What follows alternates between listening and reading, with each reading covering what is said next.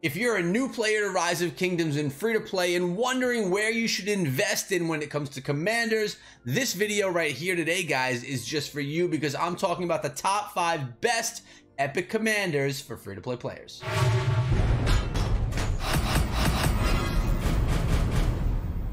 What is up, my friends? My name is Echo, and this is a video I wanted to put out for a while, and it's completely utterly based on my personal opinion and some of the decisions that I've made along the way while playing Rise of Kingdoms. Now, I want you guys to know I am not a free-to-play player. A lot of moolah has been invested into this account, as you can see from some of my legendary commanders up here, but not everyone wants to or has the ability to invest money into the game. So if you're a free-to-play player, maybe some of your top commanders are actually going to be epic commanders rather than being those legendary commanders. Guys, before we get into my top 5, I want to make sure that you understand here that you should be subscribing to the channel and ringing the bell for multiple videos per week on Rise of Kingdoms and daily mobile uploads.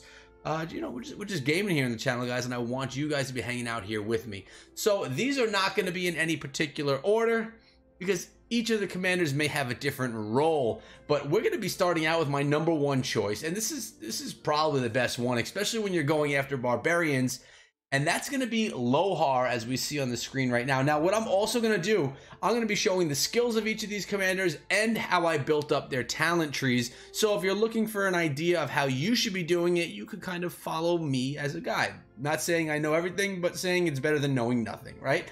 So Lohar is big for peacekeeping, which means going after those barbarians, gaining those rewards, and participating in any barbarian-focused events. It's a great way to gather resources and farm in the game, and we're going to look at his skills right now, and as you can see, I do have him maxed out. You also can get his sculptures from so many events in the game that you don't need to actually spend any sculptures because you're just going to be getting the ones for free. You don't have to do any of those, you know, general ones.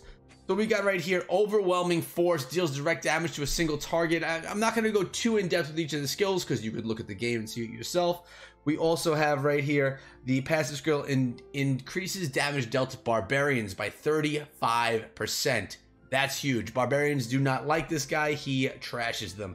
Increases experience received from commanders in the current army by 70%. That's pretty sweet as well. We have heals some slightly wounded units, healing factor of 2,000 upon leaving a battle. So when you go from battle to battle against barbarians, your troops will be healed up so you can continue to stay out in the battleground, because honestly, guys, when I'm going out with Lohar, I'm actually having my troops stronger when they leave the battle than when they were in the beginning of the battle, which is pretty insane. I do have a video out on that specifically as well. Unyielding Spirit heals slightly wounded units by another factor of 1,000, so it's going to make them even more healed up. Actually, it's up to 2,000 with the expertise. So for barbarians, he's your man, and this is what the tree looks like that I built up right here. I do have a guide on this tree specifically if you want to take a look at it, but there you go. We went with the peacekeeping and the support role. So that's my number. He's got to be my number 1, right? He's pretty solid. And there's some other really great ones in here today. I'm not going to go into all of them. We're talking about my 5 favorite, and my second favorite has to be Joan of Arc. Now, Joan of Arc is amazing for gathering, but she also plays a huge support role. Now, months back, she was so much stronger than she is now, but she got a significant nerf after I invested quite a bit into her. But she's going to be one of the best gatherers in the game, but she also plays a nice support role behind your lead commanders in battle. Right here, she it's a rage requirement active skill. The next 4 seconds, Joan of Arc and her troops will hurt nearby forces. Powerful buff, increases infantry units by 30%. So it's making your infantry units stronger. Pretty cool. I mean, you guys could read this. I don't want to just be reading you a book today. Gathering speed by 25%. That's one of the gathering buffs, and that's why I use her as a gatherer, especially since I'm a huge gatherer and builder of my city in the game more than an attacker. We have the Holy Refuge. Troops normal attacks, 10% chance to heal portion of slightly wounded units. So you're getting that healing factor behind the commanders that are leading those rallies or those barbarian attacks or whatever it is you're attacking with. You're getting some healing, which is sweet as well. Passive skill, normal attack damage is increased, and then her expertise. Oh, you could read it right here, guys. I mean, nearby friendly forces get an infantry buff health by 30%. I kind of said what they wrote there, but all in a different order. But you're getting more of a buff, which is why she can help out really nicely when she's behind other commanders. Now, the tree that I went in on is for gathering. I basically wanted her to be a boss with gathering to get me as much loot as possible, as quickly as possible. And that's why we built up her gathering tree exclusively right here, guys. I didn't worry about her as much on the rallies as I did with her gathering. And as you guys can see right here, this is the gathering tree that you're going to typically see when you're looking at any of my gatherers. They're all pretty similar on how these trees are built. That's my number 2. We're going to do number 3, and let's talk about Garrison for a moment and head on over to Herman. Herman has a huge focus on Garrison, and when I was building up my specific Garrison troops, he was my man, right? He was the one that would protect my wall with Sun Tzu behind. When we take a look right here, ambush defense deals massive damage to the targets, decreases target range. So this is cool. In battle, he's going to do this skill. That's great. Not specific to Garrison, but it's okay. Increases archer units attack by 10%. Sweet stuff. Now, mind you, he comes with Germany, which was what I started with in the game. No longer Germany, but I was when I started, and I was pretty happy to get him. I liked him a lot. Increases garrison and watchtower attack by 7% when this commander is serving as a garrison commander. So you're getting a 7% buff from this garrison commander. He has done well for me, and I'm happy with him. I suggest you use him as a garrison commander if you need to use an epic as your garrison. And we have National Hero. It's normal attack damage by troops by 10%. Sweet stuff. And then we have our dead end. The Enhanced Ambush deals massive damage to the targets, decreases target's range by 100, and silences the enemy target for 2 seconds. All right, pretty cool. That works well. Nothing worth writing home about, in my opinion. Some people may love that. For me, it's decent. Now, we're going to look at his talents right here. We went all in on Garrison. I nearly maxed the Garrison tree right here. I just didn't do this one right here, which was increases march speed because he's on the wall, right? So who needs that? And I did go 1 over here because my plan is that I would like to go up here, and if I ever do upgrade him anymore, normal attacks grant more rage, more aggression, better in battle.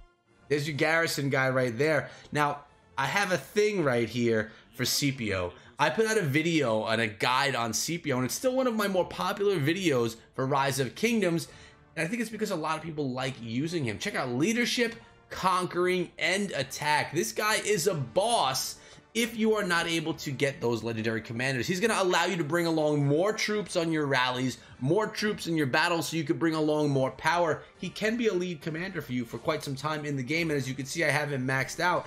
When we look up right here, reduces damage taken to troops by 25%. That's sweet. When attack, Scipio has a 15% chance to increase his troops attack by 100% for the next 2 seconds. That's boss right there as well. Increases all damage by 7% when attacking other governors' cities. So if you're looking to go after a city, this is your epic right here, guys. And we have Genuine Aristocracy.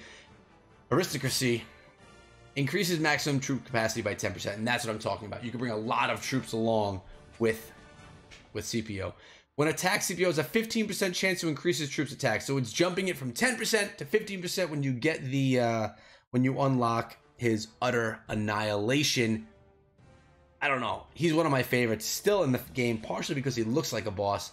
Secondly, I just like how he works. Now, as you can see right here, I went all in on the Conquering tree. Now, I didn't have as many points as I wanted to spend on him. I didn't want to do any more Tomes of Knowledge to upgrade him anymore because, again, I'm not a free-to-play player. So a lot of these commanders I used maybe more in the beginning of the game when I was starting out, before my legendaries were all upgraded pretty nicely. But now that they are, I'm not going to start one of my epics over one of my legendaries most of the time. It's just not going to happen. So I kind of put them on halt. But again, if you're free to play, these guys may be an excellent choice for you. But we have one more. And, you know, this one's got to be for me between Boudicca and between Baibars. Now, I did a tier list video, and Max thought that Baibars was the best in the game, but to be honest with you, I don't have experience with him. That could very well be true, and you know what? I actually respect her knowledge in the game, so I would recommend, he's going to be like my runner-up right here, just because I haven't had the experience, I haven't played him, I haven't invested in Baibars in the game. Check him out, see if he works out for you. Again, he's going to be another Conquering and Cavalry commander, but Boudicca was my go-to from the beginning. When I was lower level and when I was starting out the game, maybe the first couple of months, Boudicca was my girl. She was peacekeeping, integration, and skill. And the skills that we have right here, I never ended up continuing her along, although I could. We got to get more tomes into her if I want to get her upgraded even more. But we do have that ability. Notice here, she has the direct damage factor, 600, attack reduction by 25%, and rage reduction, 100. Bonus damage to barbs is 25%. So Lohar is my man for barbarians, but she is not so shabby behind Lohar. She's good with that rage as well. She's going to get rage restored 50 and healing factor of 400, which is sweet. And now we have troops' normal attacks have the chance to increase the damage dealing to enemy by 5%, 10%, 3%, 20%, 2%, 30%. You guys can see the numbers right here. Bonus damages, or damage bonuses, I should say, using Boudicca, which is sweet as well, especially in the early game in Rise of Kingdoms. And right here, it jumps the damage factor from 1,000 or up to 1,000 from 600. So she's getting a nice buff of the skill that she already had, almost doubling how that all looked before. Now, when we go into talents, we had her up on skill over here, and I haven't checked this one out in a while, but I do love this. The Burning Blood Crage, as my boy Chisco likes to call it, crazy rage. But you want to get that rage going so that the attack, the supers and the specials just continuously come. And instantly restores 60 rage whenever a skill is used, so you're just getting so much rage that the attacker is going to be, or your attack is going to be insane. The defender is going to be on their heels the entire time. So, to review, Lohar, we got as our peacekeeper. We got Herman as our boss on the wall. We got CPO running the rallies. We got Boudicca. She could also be doing rallies as well, but barbarians also. And we have Joan of Arc as our boss gatherer and our support troop or commander behind the rest of them. And of course, Vibars is going to be the one that I think you should be using. But again, I don't have that experience myself, so I can't firsthand say you should be using the guy. But that's it for epics, guys. What I'm going to do is make another one of these lists, and I'm going to be doing it for some of these guys. We got the blues and the greens down here, the ones that are easy for you guys to grab.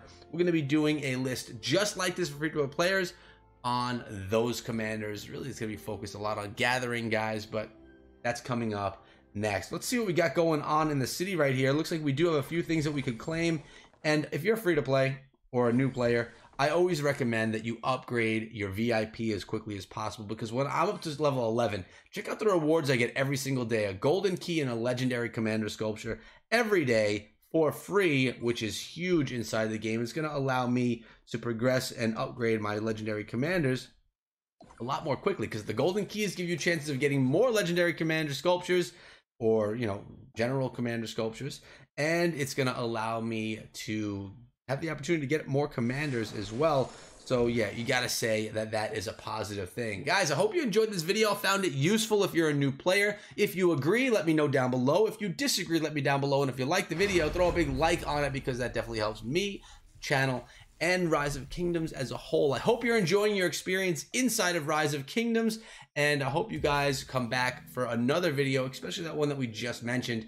I want you guys to check it out, and well, check the playlist if you already missed it. Whatever. Guys, check out this video before you get out of here, and I'll show you guys back here later again today with another video. I messed that up. Later, guys. Be good.